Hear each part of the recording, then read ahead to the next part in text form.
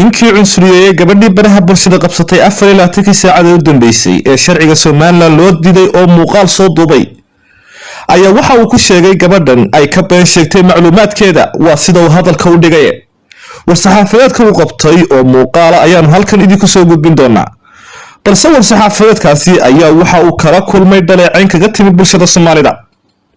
haddaba muxuu ka sheegay gabadhani maxay tahay sababta ugu diiday inuu siiyo isagoo u cuskaday xeerar waxa uu sheegay inay been ka sheegtay qabiilkeeda gabadhani war-saxaafadeedku uu qabtayna waxa uu dhacay sida tan bismillaahi raxmaani raxiim anigoo agaasimaha waaxda diiwaangelinta iyo aqoonsiyada ee dowladda hoose Hargeysa waxaan doonayaa inaan idinla wadaago warbixin yar oo ilaa shalay ilaa xalay ilaa maanta dhex wareegaysa baraha bulshada taasi oo dhalisay jahwareer badan runtii waan wax xaqiiq la'aanba intaba ka hadlaysa haddii aan nuxurka warbixintaydan iyo ujeedadaydan halkan soo fariistay aan dul istaago waxaan doonayaa inaan idinla wadaago in inanta magaceeda la yiraahdo ayaan cabdiweli sheekh cali ismaaciil ay dowladda hoose Hargeysa bishii 27keedii ay noo timid iyadoo wadata ama soo la socdo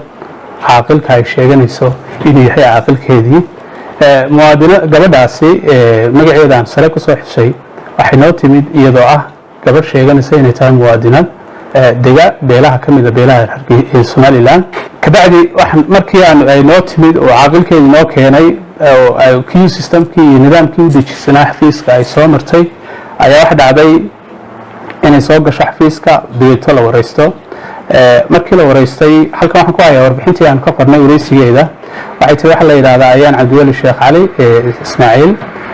hooyadeedna magaceedu uu ku cad yahay warbixintii si complete oo interviewgii la yeeshay ama warbixintii laga qorayba waa tan aan gacanta ku hayo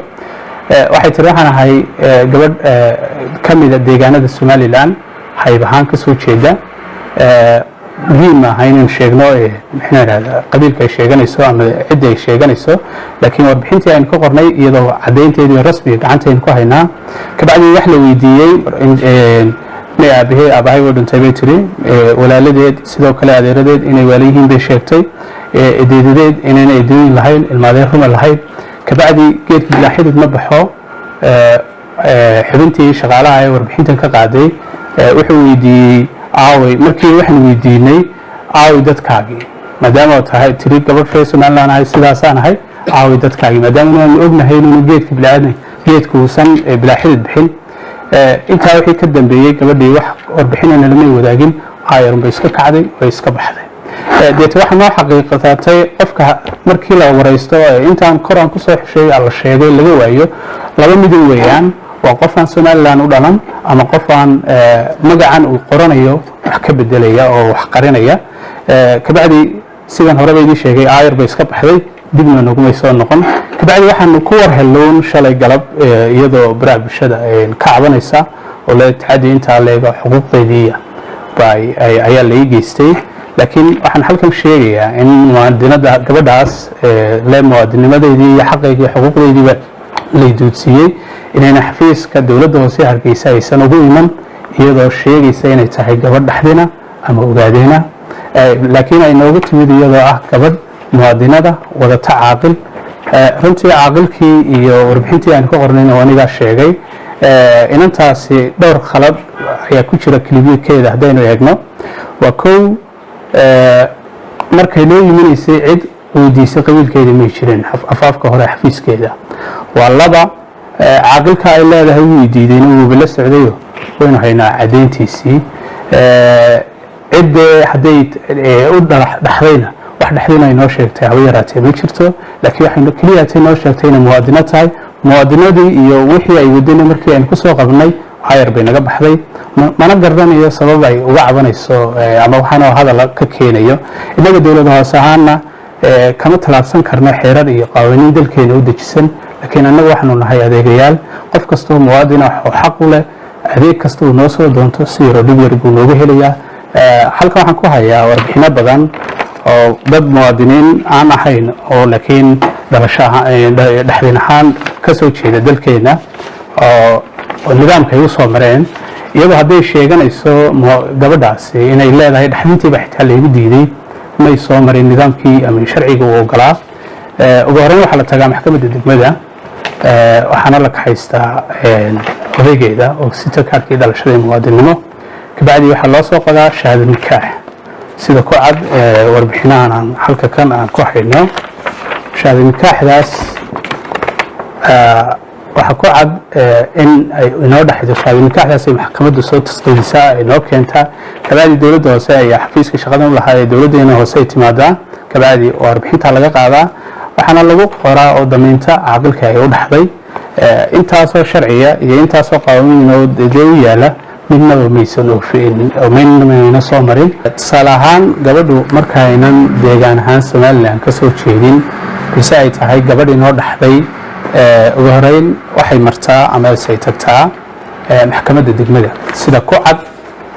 maxkamadda degmada Hargeysa waxayna ka soo qaadataa shahaado nikaaxdan cadaynaysa in ninka deegaan ahaan somalilan ka soo jeeda inuu ay u dhaxday kabacdi warqadan iyadoo wadata ayaa waxay timaadaa dowladdeena hoose Hargeysa iyadoo la socdo ninkeedii ama se cid kale oo kamid ah dadkan ay u dhaxday kabacdi processkii saxda baa loo bilaabaa waa la wareystaa jis waxa loogu qoraa waxaana damaynta oo loogu qoraa caaqilka ay u dhaxday ee ka soo jeeda waxa sidoo kale taan la wadaagayaa aan halkan ku hayaa imika gabadhan waxaanu ay xafiiska timid aynu wareysanay 22 bishii labaad ee isla sanadkan aynu ku jirno gabadhan ninkeedu way kala tageen maxkamadda degmada ay u tagtay waxay ka haysatay ninka ay u dhaxday walaalkii oo sita kaarkan dhalashada kabacdi maxkamaddu waxay soo qortay in ninka hebel la yiraahdo ay gabadhaas caruurta u leedahay balse ay kala tageen kabacdi warqadii maxkamadda ka soo baxday iyadoo wadata oo uu la socdo ninka ay u dhaxday walaalkeed ay xafiiskayga noo timid kabacdi baan wareysanay si toosaan ugu sameynay adeega ay doonaysayna dib la'aan ay ku qaadatay iyadoo weliba ku faraxsan sidaan ugu adeegayno marka waxaana waraaqa iyo waxaana warbixin waxaan idin loo wadaagaynaa inaanu idin cadeyno bulshada reer Somaliland gaar ahaan reer Hargeysa in waxaan ayaantan dhex wareegaya shalay ilaa caawa ilaa maanta warbixintan ay inantan sheegaysaa inay jirin haba yaraatee wax ka jira inantaasina ayna wax dhaxdina noogu iman ay noogu timid iyadoo ah gabadh muwaadinada oo wada tacaaqilkeeda